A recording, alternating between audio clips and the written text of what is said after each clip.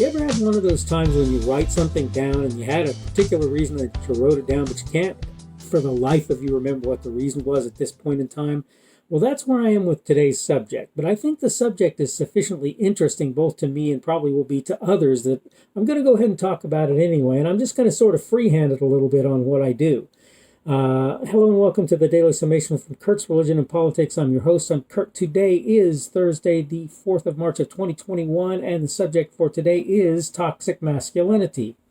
And I wanted to sort of consider this subject in a sort of a broader scope to begin with. I want to do that first.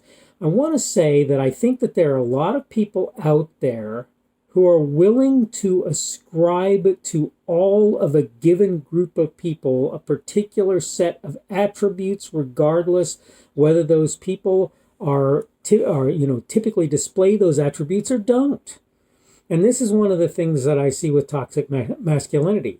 Look, there are lots of guys who are bad, who are wrong. And particularly when they're younger, you're going to find that there are a lot of guys who are like that. But I'll tell you right now, recently, we've seen a lot of older people who pretty much fit that bill as well, where toxic masculinity is concerned.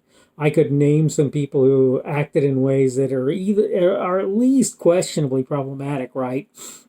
And really are probably more than just a little bit questionably so among older folks. And it's kind of amazing to me that there are folks out there who by the time they hit their 60s or 70s are old lechers, are horrible old people. I know some young people who I probably could take advantage of if I chose to do so. I have zero interest in doing so. I don't think that's a good idea for me or for them, right? And looking at it where there would be sort of this immediate gratification of certain sorts, I can't imagine that immediate gratification being sufficient for either me or that other person to make it reasonable to partake of it in order to satisfy myself for the moment. These days, I'm more about the long term anyway, which may seem kind of odd because the thing about it is I'm getting old, so I don't have much more long term to go, maybe, you know. It's hard to say. I might live for a good while longer. I could live for another 100 years. I'm not saying it's likely, but it's possible, right? But the point is I'm all about the long game, if you will, these days. And so I can't imagine involving myself in any kind of relationship with anybody where I'm not about trying to sort of make things last over the long term. And maybe that's, like I say, sort of a waste of time in a way because of how long I'll live. But among other things, I think that it's beneficial from the perspective of of what I show other people about what you can be. But the thing of it is this. I'm not sitting here trying to tell you that I don't recognize that there are guys who are just horrible human beings. And I'm not trying to say that I think by comparison, guys and ladies, the tendency is for guys not to be more horrible human beings than it is for ladies to do that. I do. I believe that. I think that more men are people that you shake your head at or really wonder what on earth is going on in their mind and so forth. But the problem is you poison the idea of the masculine, of the male, by talking about toxic masculinity and acting like all men are toxic in their masculinity. I wear a beard. I wear a mustache. I wear male clothes. But I don't run around patronizing ladies. And I do open doors for them where I can because I think that's a good thing. I do that for guys too, to be fair. But I open doors particularly for ladies, and I think that that's a good thing to do. I think it's an appropriate thing to do. I think it's a good idea to, like I say, just be polite and just do good things for people as a general rule. But I do everything that I can to not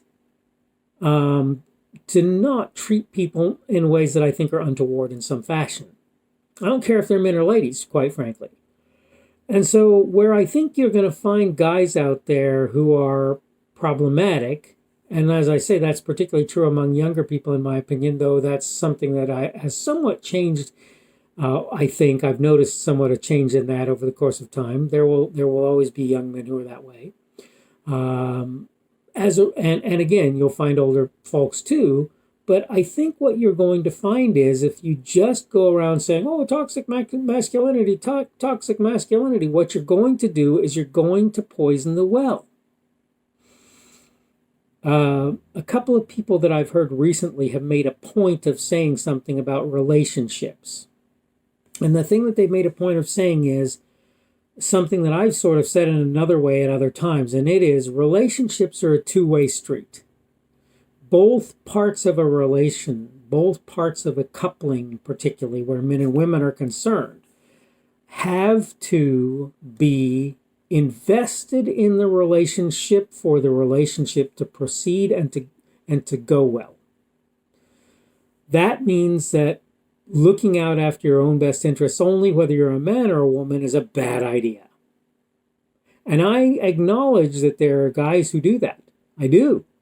But saying that that means that all guys are that way is problematic. It's seriously problematic, right? I'm going to say something that sounds kind of odd. I don't not believe in the concept of a sort of a toxic masculinity that exists out there. Any more than I believe that racism, even though I don't believe in race, any more than I don't believe that racism exists. I believe that there are people out there who A, believe in race, and B, act badly as a result of what they believe about race. I believe the same thing is true with men and masculinity and toxicity where that's concerned. Poisonousness where that's concerned. I think that that's something that exists. And let me just tell you something. I think that bullies will always exist. I think that racists will always exist. And I think that toxic men will always exist. Now, I see some people right now who really make it clear that that's a bigger problem in certain circles than you would have thought. Certain people in politics and certain people in acting and so forth. Various of the Hollywood types in various pursuits. I see a lot of people there that are making it hard to not believe in toxic masculinity. They're doing things that you look at and you go, really? You really thought it was okay for you as a 70-something-year-old person to put your hands on the face of a 20-year-old girl or 25 or even whatever-year-old girl and act like that's okay without her consent and with her obviously looking back at you? You really thought that it was okay to make your casting couch a place where you made young women submit to you in order to get their roles so that they could become more popular and more successful in their acting careers? You really thought that was okay? You really thought that having islands where you could hide yourself away and have go cavorting around with people, barely legal, if legal people, young women or whatever, was a reasonable thing? You really thought that that was okay? This is a problem, and I grant that it's a problem, but it does not mean that you should sully the entirety of manhood as a result of the acts of these idiotic individuals who chose to act in ways that they should not have done. You just can't do that. I have some basic presuppositions with regard to people, right? And I'm wrong about them sometimes. Sometimes I'm wrong about them. So I have to be really careful when I deal with people not to let myself fall into that trap of, oh, this person is a gamer, that means they're not very smart or they live in grandma's basement. Not all gamers are not very smart. In fact, lots of them are actually quite smart, and many of them don't live in grandma's basement. Okay? You can't make assumptions like that, and you can't do that with men either when it comes to toxic masculinity, when it comes to assuming that all men are toxic in their approach to life. All right, I'm running out of time, so I'm going to go ahead and call this good. As I say, today is Thursday, the 4th of March of 2021. Tomorrow will be Friday the 5th, obviously.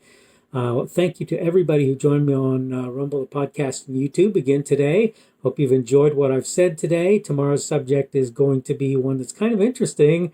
I ask a question. The question is, who is John Postel? I'm not even sure how you say his name. This shows how little he's known.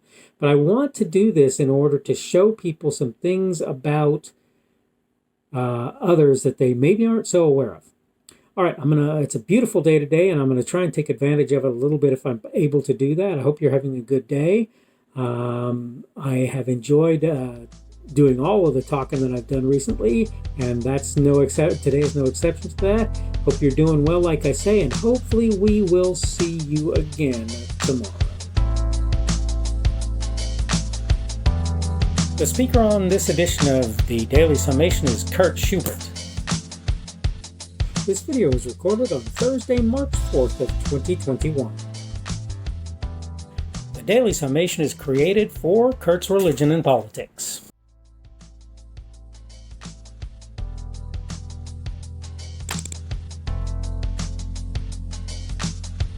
Thanks for watching this edition of the Daily Summation from Kurt's Religion and Politics. I hope you found it entertaining or instructional, or maybe both. If you want to see more from me, you can go to blogs.kpschubert.com. That's blogs.kpschubert.com. I am on Twitter, Parler, and Minds.com. My handle on each of those is @kpschubert. That's @kpschubert. I have a Rumble and a YouTube channel. They are the Kurt's Religion and Politics channels on Rumble and YouTube. I have a Facebook page. The Facebook page is Kurt's Religion and Politics as well. I am on Patreon. If you want to support me, that's one of the better places you can do that. And you will find me at Kurt's Religion and Politics on Patreon. I have a podcast. The podcast is podcasts with an S, .kpschubert.com. That's podcasts.kpschubert.com. I think you should be able to find me with relative ease on Apple Podcasts, Google Podcasts, and Spotify as well. The best way I find to do that is to look for Kurt's Religion and Politics. You can try to use the Daily Summation. I find that it doesn't work as well as a general rule, but you can always try that. I'm glad to have you aboard today, and hopefully we will see you again tomorrow.